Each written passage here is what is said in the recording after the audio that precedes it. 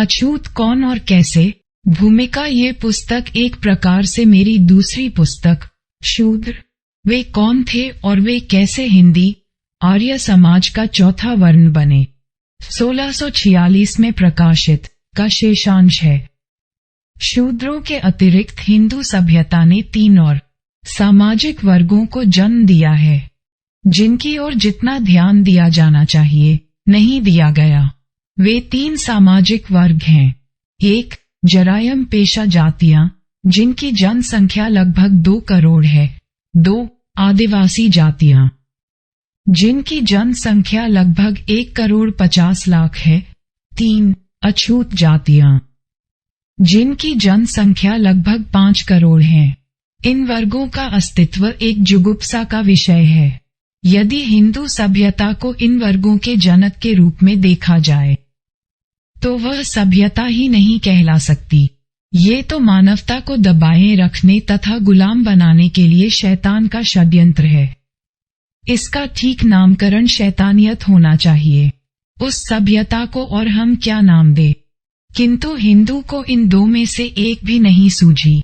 इसका कारण सरल है, हिंदू को ये पता ही नहीं कि इन वर्गों का अस्तित्व उसके लिए कुछ क्षमा याचना करने अथवा लज्जा का कारण है। वह न इस विषय में प्रायश्चित करने की अपनी जिम्मेदारी समझता है और न इसकी उत्पत्ति तथा विकास के संबंध में खोज करने की।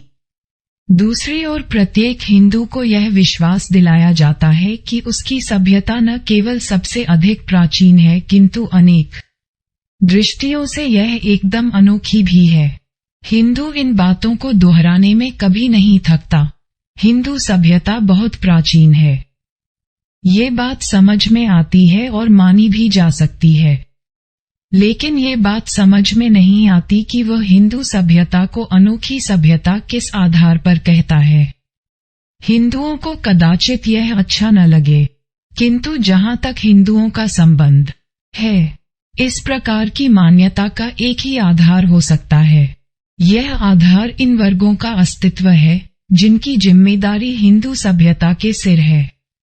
किसी हिंदू को इस बात के दोहराने की जरूरत नहीं कि हिंदू सभ्यता एक अनोखी चीज है, क्योंकि कोई इससे इकार नहीं करता। काश हिंदू इस बात को समझता कि यह अभिमान करने की नहीं किंतु लज्जित होने की बात है। हिंदू सभ्यता की बुद्धिमत्ता, श्रेष्ठता और पवित्रता में लोगों का जो झूठा विश्वास है, उसका मूल कारण हिंदू विद्वानों का विचित्र सामाजिक मानस शास्त्र है। आज तमाम पांडित्य ब्राह्मणों में सीमित है, किंतु दुर्भाग्य से अभी तक एक भी ब्राह्मण पंडित ने आगे बढ़कर वॉल्टेयर जैसा काम नहीं किया। वॉल्टेयर में मानसिक ईमानदारी थी, जिसके कारण वह जिस कैथोलिक चर्च में पला था, उसी के सिद्धांतों के विरुद्ध उठ खड़ा हुआ। भविष्य में भी किसी के वॉल्टेयर बनने की संभावना नहीं। ब्राह्मणों के पांडित्य की यह एक कड़वी टीका है कि उन्होंने एक भी वॉल्टेयर पैदा नहीं किया। इससे कोई आश्चर्य नहीं होगा यदि यह बात याद रहे कि ब्राह्मण पंडित विद्वान भर है, वह मनीषी नहीं है। मनीषी और विद्वान में आकाश पाताल का अंतर है। पहला वर्ग चैतन्य होता है, उसे अपने वर्ग के स्वार्थों की चिंता रहती है। दूसरा एक मनस्वी प्राणी होता है, जो अपने वर्ग के स्वार्थों की भी परवाह न कर स्वतंत्रतापूर्वक आचरण कर सकता है। ब्राह्मणों ने जो कोई वॉल्टेयर पैदा नहीं किया, उसका कारण यही है कि ब्राह्मण केवल विद्वान हुए हैं। ब्राह्मणों ने कोई भी वॉल्टेयर क्यों पैदा नहीं किया? इस प्रश्न का उत्तर एक दूसरे प्रश्न द्वारा ही दिया जा सकता है। तुर्की के सुल्तान ने इस्लामी संसार के मजहब को क्यों नष्ट नहीं किया? किसी भी पोप ने कैथोलिक धर्म की निंदा क्यों नहीं की? ब्रिटिश पार्लियामेंट ने तमाम नीली आंखों वाले बच्चों को मार डालने का कानून क्यों पास नहीं किया? सुल्तान, पोप अथवा ब्रिटिश पार्लियामेंट उसी एक कारण से ये सब बातें नहीं कर सकी, जिस कारण से ब्राह्मण कोई वॉल्टेयर पैदा नहीं कर सके।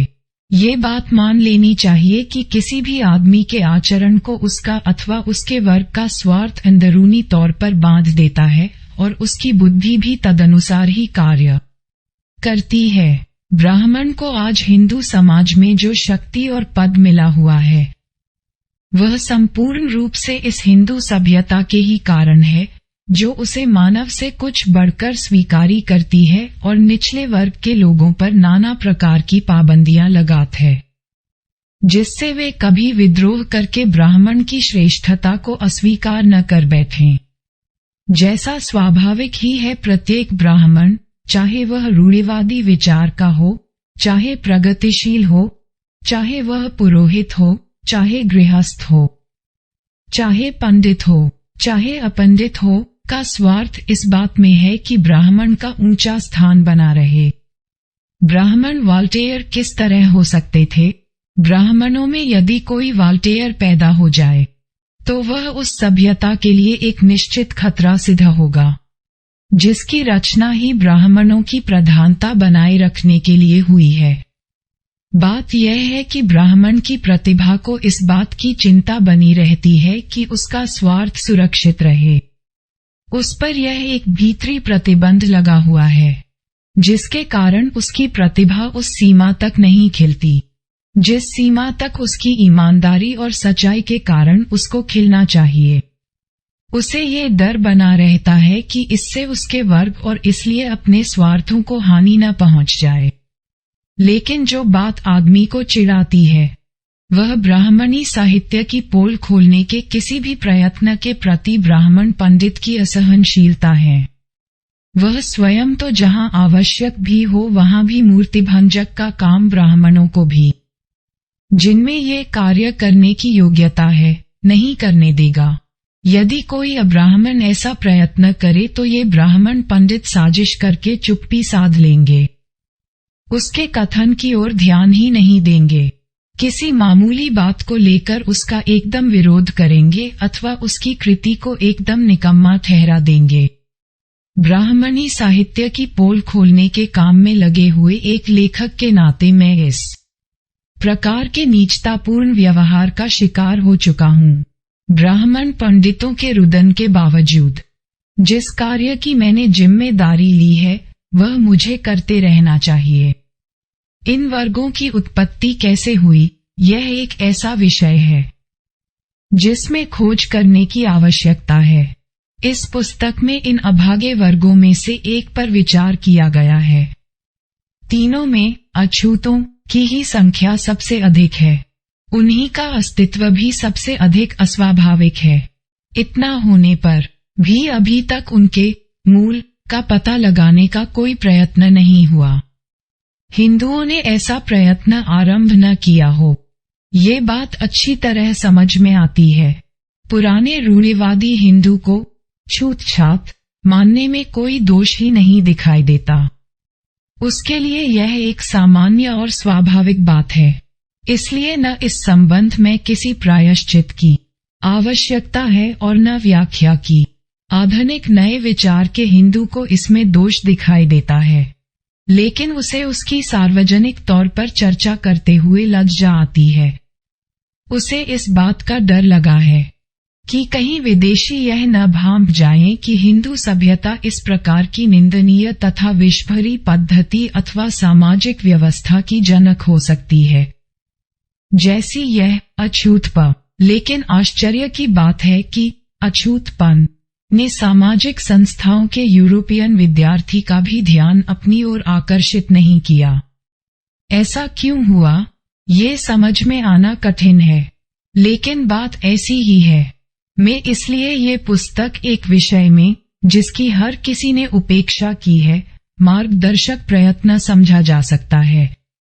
यदि मैं कह सकूं तो ये पुस्तक न केवल मुख्य प्रश्न के हर पहलू पर विचार करती है जिस पर विचार करना इसका उद्देश्य है, अर्थात अछूतपन की उत्पत्ति के प्रश्न पर, अपितु यह इस संबंध के लगभग अन्य सभी प्रश्नों पर भी विचार करती है।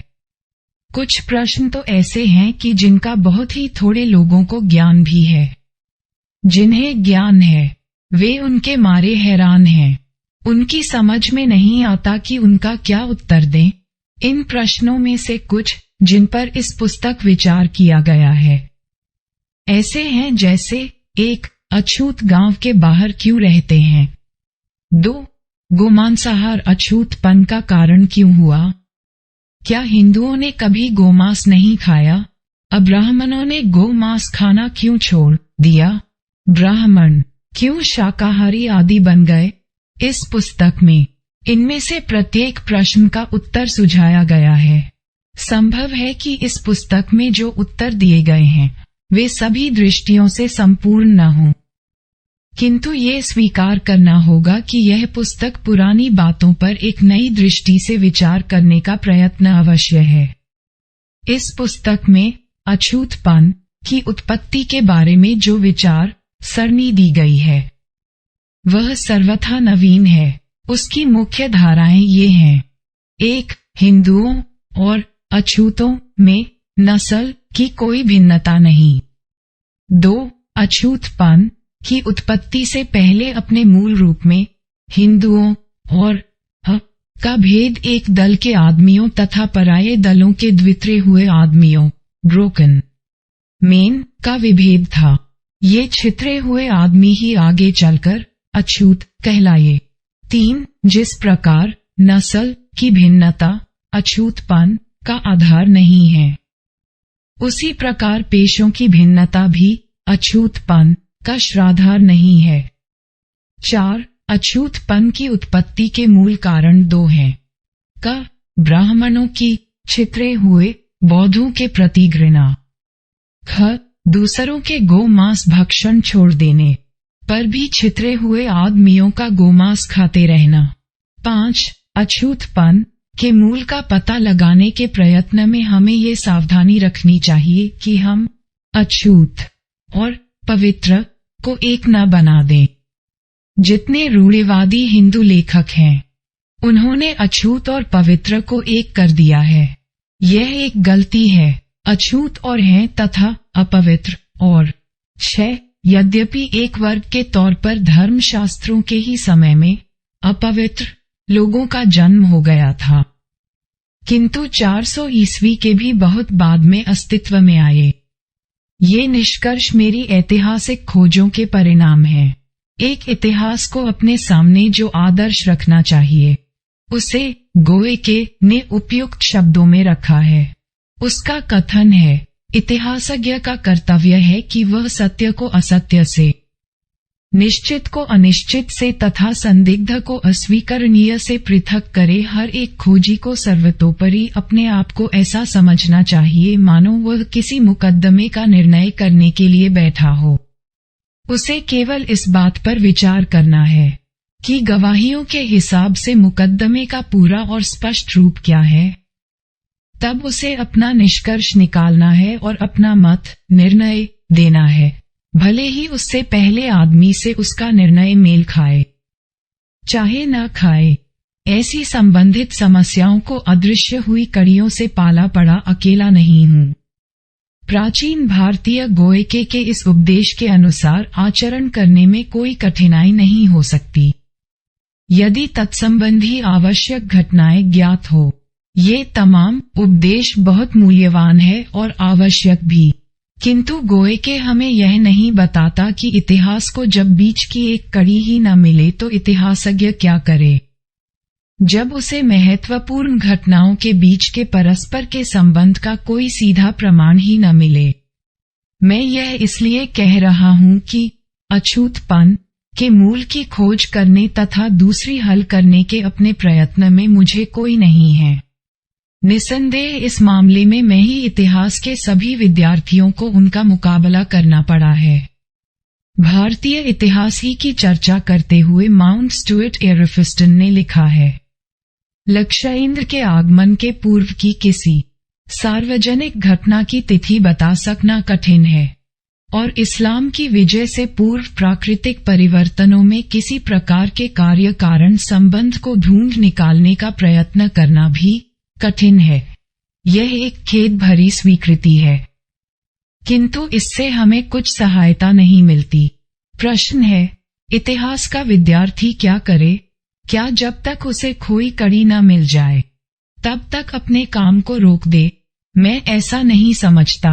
मेरी मान्यता है कि ऐसी अवस्था में उसे इस बात की छुट्टी है कि वह अपनी कल्पना तथा अंतर्दृष्टि को काम में लाए और उससे घटनाओं की जंजीर के बीच की खोई हुई कड़ियों की कमी को नई अज्ञात कड़ियों से पूरा करने की कोशिश करे। वह किसी एक सिद्धांत का प्रतिपादन करे जिसे ठीक मानकर आगे बढ़ा जा सके और यह सुझाए कि जिन घटनाओं की ज्ञात घटनाओं से किसी तरह व्याख्या नहीं होती उनमें कार्य कारण का क्या संबंध रहा होगा। मुझे यह स्वीकार करना चाहिए कि काम को रोक देने की बजाय मैंने इसी पद्धति का अनुसरण किया है और इसी तरह उस कठिनाई से पार पाने का प्रयत्न किया है जो मेरे सामने घटनाओं की खोई हुई कड़ियों के न मिलने के कारण उपस्थित हुई। संभव है आलोचक मेरी इस कमी का उपयोग मेरी सारी विचार सरणी को ही रद्दी की टोकरी में डाल देने के लिए करें और कहें कि यह ऐतिहासिक खोज के सिद्धांतों के सर्वथा प्रतिकूल है। यदि आलोचकों का यही मत हो तो मैं उन्हें याद दिलाना चाहता हूं कि यदि कोई ऐसा नियम है जो ऐतिहासिक निष्कर्षों पर शासन करता है और कहता है कि किसी मत को केवल इसलिए अस्वीकार कर दो कि उसकी सीधी साक्षी नहीं मिलती तो वह नियम ही खराब नियम है। 1. सीधी साक्षी बनाम अनुमान प्रमाण तथा 2. अनुमान प्रमाण बनाम कल्पना के विवाद में न पड़कर आलोचक को जो काम करना चाहिए वह यही है कि वह देखे कि क्या कोई मत केवल अटकल पर निर्भर करता है। 3. कि क्या वह मत संभव है और क्या वह मेरे मत की अपेक्षा ज्ञात बातों अधिक मेल खाता है।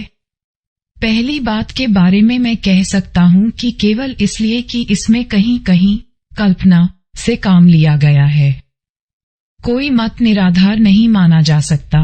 मेरे आलोचकों को याद रखना चाहिए कि हम एक ऐसी संस्था का विचार करने जा रहे हैं जिसका मूल अतीत के गर्भ में विलीन हो चुका है। अछूतपन की उत्पत्ति की व्याख्या करने का ये प्रयत्न किन्हीं ग्रंथों से जिनमें सब बातें निश्चयात्मक भाषा में दी हुई हों इतिहास लिखने के समान नहीं। ये तो जहां साहित्यिक आधार अविद्यमान है वहां इतिहास की पुनर्रचना का प्रश्न है क्योंकि जहां वह है भी वहां भी उससे इस समस्या पर कोई सीधा प्रकाश नहीं पड़ता। ऐसी परिस्थिति में ग्रंथों में डुबकी लगाकर यह पता लगाने का प्रयत्न करना ही पड़ेगा कि वह ग्रंथ क्या क्या बातें सुझाते हैं और किस किस बात को छिपाते हैं बिना इस बात का पूर्ण निश्चय हुए कि जो मिला है वह सत्य भी है वा नहीं। अतीत के अवशेषों का संग्रह करना उन्हें एक दूसरे के पास पास रखना और उनसे उनकी उत्पत्ति की कहानी सुनना यही यह कार्य है। इस कार्य की उपमा उस पुरातत्ववेत्ता के कार्य से दी जा सकती है जो खंडहरों से शहर का निर्माण करे अथवा उस प्राणी शास्त्रवेत्ता के कार्य से जो किसी प्राणी की बिखरी पड़ी हड्डियों और उसके दांतों से उस प्राणी की कल्पना करता है अथवा उस चित्रकार के कार्य से जो किसी दृश्य के निर्माण के लिए क्षितिज की रेखाओं और पहाड़ी पर के छोटे से छोटे पद चिन्हों का अध्ययन करता है। इस दृष्टि से यह एक इतिहास पुस्तक से भी अधिक एक कलाकृति है। अछूतपन का मूल उस मृत अतीत के गर्भ में विलीन है जिसकी किसी को जानकारी नहीं। उसे जीवित करने का प्रयत्न ऐसा ही है जैसा इतिहास के लिए किसी शहर का पुनरुद्धार करना जो अनंत काल से प्रभाव प्राप्त है और जिसे उसके मूल रूप में लाकर खड़ा कर देना है। ऐसे कार्य में कल्पना तथा अनुमान को अपना बड़ा हिस्सा लेना ही होगा। उसके बिना ये कार्य हो नहीं सकता, लेकिन वह अपने में इस मत को रद्दी की टोकरी में फेंकने का कारण नहीं हो सकता, क्योंकि शिक्षित कल्पना के बिना कोई वैज्ञानिक खोज सफल हो ही नहीं सकती और अनुमान ही विज्ञान की आत्मा है। मैक्सिम गोर्की का कथन है, विज्ञान और साहित्य में बहुत बात समान है, दोनों में ही ध्यान से देखने, तुलना करने और अध्ययन करने का विशेष महत्व है। कलाकार को भी वैज्ञानिक की ही कल्पना और अंतर्दृष्टि की आवश्यकता रहती है। कल्पना और अंशटी अभी तक अज्ञात कड़ियों द्वारा घटनाओं की जंजीर की खोई हुई कड़ियों की कमी को पूरा करती है। वह वैज्ञानिक को इस बात की आज्ञा देती है कि वह ऐसे अनुमान लगाए और इस प्रकार का प्रतिपादन करे जो प्रकृति के रूप और उसकी प्रक्रिया के अध्ययन में लगे हुए आदमी के मन को कम या अधिक ठीक रास्ता दिखा सके। वे साहित्य निर्माण की चीजें हैं, पात्रों और नमूनों का निर्माण करने की कला में कल्पना, अंतर्दृष्टि और अपने मन में चीजें बना सकने की योग्यता की अपेक्षा रहती है। इसलिए जहां कड़ियां खोई हुई हैं, वहां उनके पुनः निर्माण करने का प्रयत्न करने के लिए मुझे क्षमा याचना करने की जरूरत नहीं है, और केवल इसी कारण मेरा मत दूषित भी नहीं माना जा सकता, क्योंकि कहीं भी केवल अटकल ही कड़ियों के निर्माण का आधार नहीं होती। अधिकांश में मेरी सारी विचारसरणी अथवा मत का आधार यथार्थ घटनाएं और उनसे जो अनुमान निकाले गए ये ही हैं, और जहां जहां यथार्थ घटनाओं या उनसे प्राप्त अनुमानों का आधार नहीं लिया गया, वहां वहां उसका आधार संभावना की पर्याप्त मात्रा पर याश्रित परिस्थिति जन्य गवाही है। ऐसी एक भी बात नहीं है जो मैंने अपने कथन के समर्थन में कही हो और जिसके बारे में मैंने अपने पाठकों से आशा की हो कि वे बिना किसी प्रमाण के केवल विश्वास के बल पर स्वीकार कर लें। मैंने कम से कम ये दिखा दिया है कि जो कुछ मैंने कहा है उसके पक्ष में संभावनाओं की बहुत मात्रा है। ये कहना कि संभावना की बहुत मात्रा किसी निर्णय को सप्रमाण मानने का पीत आधार नहीं है, केवल बाल की खाल निकालना है। दूसरी बात जिस पर मैं चाहता हूं कि मेरे आलोचक ध्यान दें, वह ये है कि मैं ऐसा नहीं हूं कि अपने कथन को अंतिम सत्य मान बैठूं। मैं उनसे इसे अंतिम शब्द मानने की प्रार्थना नहीं करता। मैं उनके अपने निर्णय को प्रभावित नहीं करना चाहता। वे अपने निर्णय पर पहुंचने में स्वतंत्र हैं। मैं उनसे जो बात निवेदन करना चाहता हूं वह इतनी ही कि वे यह विचार कर देखें कि क्या मेरा यह मत ऐसा नहीं है कि जिसे लेकर आगे बढ़ा जा सके, और इसलिए कम से कम इस समय के लिए इस बात में है कि वह सप्रमाण। यदि किसी भी मत की प्रामाणिकता आसपास की सभी बातों से मेल खाता हो, उनकी व्याख्या कर देता हो और उन्हें एक कार्य दे देता हो, ऐसा अर्थ जो उस मत के अभाव में किया ही नहीं जा सकता। मैं अपने आलोचकों से एक निष्पक्ष मूल्यांकन के अतिरिक्त और कुछ नहीं चाहता। विषय सूची, पहला खंड, पहला पृष्ठ। हिंदुओं में अछूतपन, दूसरा पृष्ठ। अहिंदुओं में अछूतपन, दूसरा खंड, तीसरा पृष्ठ। अछूत गांव से बाहर क्यों रहते हैं, चौथा पृष्ठ। क्या अछूत छितरे हुए आदमी हैं, पांचवा पृष्ठ। क्या अन्यत्र भी ऐसा हुआ है, छठा पृष्ठ। ये बस्तियां अन्यत्र क्यों लुप्त हो गई, तीसरा खंड, सातवां पृष्ठ। अछूतपन का मूल, नस्लों की भिन्नता, आठवां पृष्ठ। अछूतपन का आधार, पेशे, चौथा खंड, नौवां पृष्ठ। अछूतपन का मूल, बौद्ध धर्म के प्रति घृणा, 10वां पृष्ठ। अछूतपन का गौ मांस खाना, 5वां खंड, 11वां पृष्ठ। हिंदुओं ने कभी गौ मांस नहीं खाया, 12वां पृष्ठ। ब्राह्मणों ने गोमांस खाना क्यों छोड़ दिया, 13 पृष्ठ। ब्राह्मण शाकाहारी क्यों बन गए, 14 पृष्ठ। गौ मांसाहार ने छितरे हुए आदमियों को अछूत क्यों, छठा खंड, 15 पृष्ठ। अपवित्र और अछूत, 16 पृष्ठ। छितरे हुए आदमी अछूत कब बने, इस विषय सूची में अनुभाग 1 से 6 तक शामिल हैं। हम उनके बारे में आगामी वीडियो में जानेंगे। हमारे साथ जुड़े रहने के लिए चैनल को सब्सक्राइब करें और बेल आइकॉन को ऑल पर करें।